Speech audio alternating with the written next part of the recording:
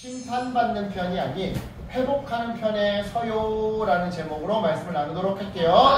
자, 어떤 학교에서 아주 심한 왕따 사건이 벌어졌어요. 그래서 경찰이 출동해 조사하고 나중에는 소년 법정까지 열리게 되었죠. 그렇게 열린 재판 결과 가해자 학생은요, 소년원 판결을 받고 피해자에 대한 위자료를 지불하라는 명령을 받았는데요. 한마디로 법의 심판을 받게 된 거였어요. 그리고 덕분에 피해자 학생은 끔찍한 학교 폭력으로부터 벗어날 수 있게 되었죠. 이처럼 여러분, 가해자에 대한 심판에는요, 피해자에 대한 구출도 함께 병행돼요. 그리고 이러한 원리는 하나님의 구원 사역에도 그대로 적용되곤 하죠. 즉 하나님도 가해자를 심판하실 때 반드시 피해자를 구원해 주시더라 이 말인데요. 이런 맥락에서 구약의 선지자들은 하나님의 심판과 구원이 동시에 이루어지는 날을 가리켜 여호와의 날이라고 불렀어요. 그리고 오늘 본문에도 이러한 여호와의 날에 대한 이미지가 그려지고 있죠. 정말 그런지 우리 본문 속으로 한번 들어가 볼게요. 자, 오늘 본문은요 50장 11절로 20절까지인데요 11절로 16절까지에서 하나님은 바벨론을 향해 다른 민족에게 노략질을 당할 거라고 말씀하셔요. 왜냐? 바벨론이 하나님의 소유인 이스라엘 백성을 노략질했거든요. 물론 하나님이 바벨론을 통해 이 범죄한 이스라엘을 심판한 것은 사실이에요. 즉 바벨론에게 경찰 역할을 맡기셨다 이 말이죠. 따라서 바벨론은요 딱 경찰로서의 역할만 수행했으면 되는데, 그러니까 주로 범죄한 이스라엘 지도자들을 중심으로 혼내주고 서민들한테는 혼은 내되 잘 먹고 잘 사는 사회를 만들어주면 되는 거였는데, 그러기는커녕 오히려 마치 깡패처럼 굴었던 거예요. 그래서 하나님은 이처럼 하나님의 소유인 이스라엘을 노략질한 바벨론한테 너희 역시 똑같이 다른 민족들에게 노략질 당할 것이라고 말씀하셨던 거죠. 따라서 여러분, 이처럼 가해자인 바벨론에게 심판이 이루어질 때, 그렇다면 피해자인 이스라엘에게는 어떠한 일이 벌어질까요? 앞서 서두에 이야기했던 것처럼 바로 구원이 이루어질 거예요. 이것이 바로 오늘 본문 17절로 20절까지의 핵심 내용이죠. 정말 그런지 우리 먼저 한번 17절을 볼게요. 이스라엘은요 과거 역사 속에서 무엇과 같은 신세였대요? 바로 사자들에게 쫓겨서 흩어진 양과 같은 신세였대요. 자 여러분, 그렇다면 여기서 사자들이란 무엇을 의미할까요? 북왕국 이스라엘을 멸망시킨 아수르와 남왕국 유다를 멸망시킨 바벨론을 의미해요. 실제로 이 두 나라는요 양의 살점을 무자비하게 물어뜯고 그 속살을 삼키는 사자처럼 그렇게 이스라엘을 침략해서는 백성들의 생명을 빼앗아 갔더랬죠. 그런데 여기서 잠깐, 사자들이 아수르와 바벨론이라고 칩시다. 그렇다면 왜 이스라엘은 이들 나라한테 쫓겨다니는 신세가 되었던 걸까요? 그건 바로 여호와 하나님의 품을 떠났기 때문이에요. 이게 무슨 말이냐? 자, 이스라엘의 지도자들은요, 그러니까 이 북왕국 이스라엘과 남왕국 유다의 지도자들은요, 자기들의 권력을 튼튼하게 만들기 위해서 이웃나라에, 여기 이웃나라들이 많죠? 암몬도 있고 모압도 있고 에돔도 있고 블레셋도 있고 막 그러네요. 이 페니키아도 있고, 그죠? 이웃나라, 그죠? 이 이웃나라의 힘을 빌렸더랬어요. 지도자들이 자기네들의 이 자리를 탄탄하게 만들기 위해서. 즉 조금 극단적인 예화이긴 한데 한번 들어보세요. 야, 나 국방부 장관 하고 싶은데 너희가 좀 도와줘. 너희가 쳐들어와서 나를 국방부 장관에 앉히라고. 그러면 순순히 돌아가겠다고 협박 좀 해줘. 그렇게 해서 내가 국방부 장관이 되면 너네 나라 대사관을 우리나라에다가 짓게 해. 그리고 그 대사관을 통해서 세계적으로 유명한 우리 이스라엘산 포도주를 싼값에 너희 나라로 수출시켜줄게 라고 했던 거죠. 그렇게 해서 이스라엘 곳곳에 주변 국가들의 대사관들이 세워지게 되었는데요, 문제는 그때 당시에 대사관의 역할을 하던 건물이 바로 뭐였다? 우상 산당이었다는 거예요. 우상 신당이었다는 점. 그리고 대사관에 있는 대사가 있겠지. 사람, 그지? 대사가 있겠지. 그 대사는 그 우상 신당에서 제사를 지내던 제사장이었죠.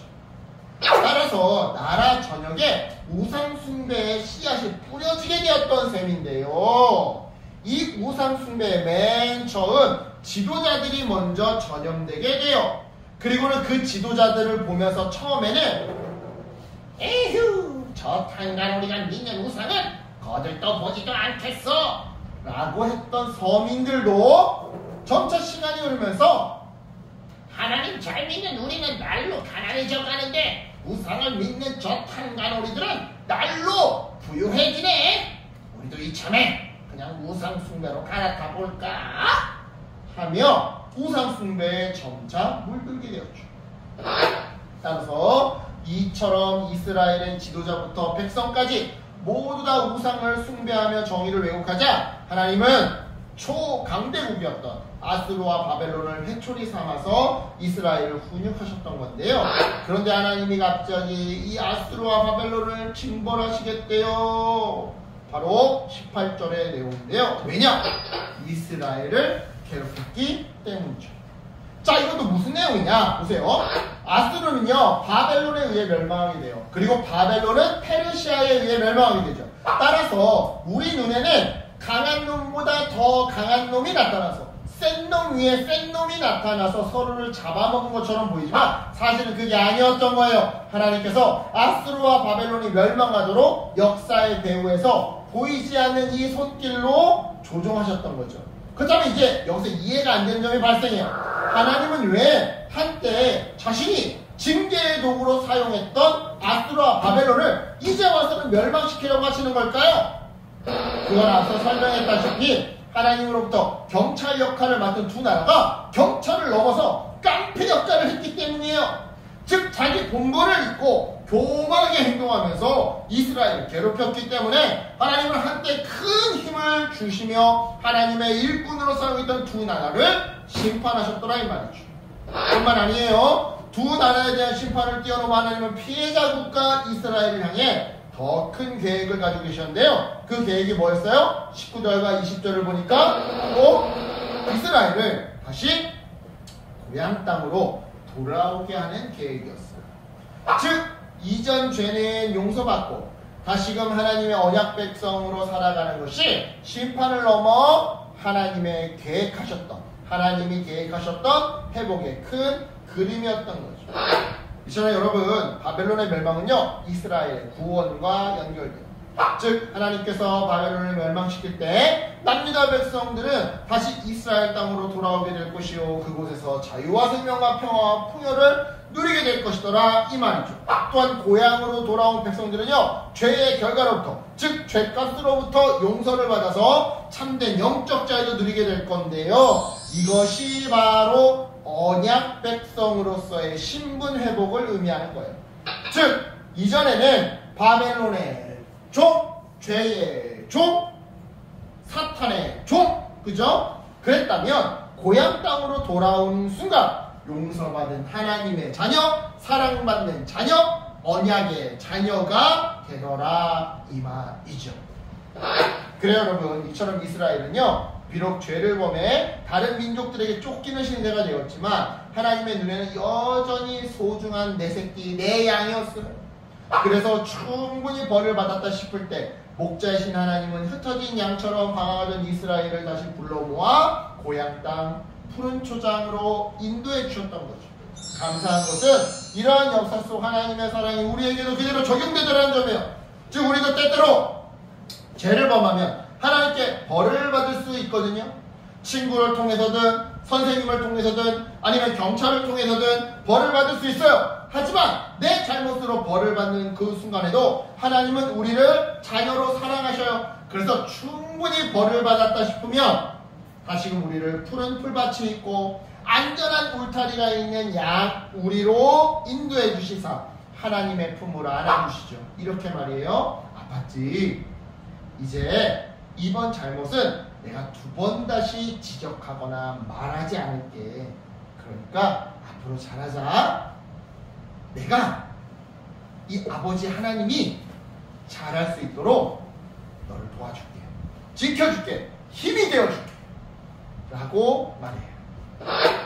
그런데 여러분, 이처럼 하나님이 우리를 용서해 주시사 양의 우리로 인도해 주실 때, 쉴만한 물가가 있고 안전한 펜스, 안전한 울타리가 있는 양의 우리로 인도해 줄 때 우리가 반드시 통과해야 할 관문이 있어요. 그게 뭐냐? 바로 양의 문이에요. 양의 문. 그렇다면 양의 문이란 또 뭐냐? 바로 예수 그리스도를 의미하는데요. 그죠? 이렇게 양문을 지키고 있잖아요. 안 그러면 늑대들이 들어가니까. 요한복음 10장 7절과 9절에서 예수님이 이렇게 말씀하셨어요. 그러므로 예수께서 다시 이르시되 내가 진실로 진실로 너에게 말하노니 나는 양의 문이라. 이게 7절이에요. 9절. 내가 문이니 누구든지 나로 말미암아 들어가면 구원을 받고 또는 들어가며 나오며 꼴을 얻으리라. 예수님이 친히 문이 되어주십니다. 그래요 여러분, 나쁜 사람은요 심판과 징계를 받고요, 착한 사람은 구원과 회복을 얻는 여호와의 날에 우리가 착한 사람 편에 서는 방법이 있어요. 그건 바로 예수님을 믿고 그분의 십자가의 죽음을 기억하며 우리의 죄를 회개하는 거예요. 이게 바로 양의 문으로, 양의 문, 예수님을 통해서 양 울타리로 들어간다라는 말의 의미, 상징하는 바인 거예요. 그러면 우리가 이렇게 예수 그리스도를 믿고 그분의 십자가 죽음을 기억하며 우리의 죄를 회개할 때, 그렇게 하면 그러면 나쁜 친구들이, 악당들이, 가해자들이 심판과 징계를 받을 때 믿고 회개한 우리는 구원과 회복을 얻을 수 있어요. 먹을 것이 끊이지 않고 안전한 보호를 받으며 마음껏 꿈을 펼칠 수 있는 삶의 울타리를 얻을 수 있더라 이 말이죠. 이 울타리 안에 있으면 안전하잖아요. 그죠? 그러니까 여러분, 이 말씀을 기억하며 잘못을 저질렀다 하면 바로 예수님께 회개기도 하고 그 잘못을 반복하지 않기 위해 노력하는 여러분들이 되었으면 좋겠어요. 그래서 심판과 회복이 공존하는 여호와의 날, 예수님이 다시 이 땅 가운데 오시는 날, 그때 심판이 아닌 회복을 받아 누리는 저와 여러분 되기를 예수님의 이름으로 간절히 축복합니다. 아멘. 기도할게요. 하나님 감사합니다.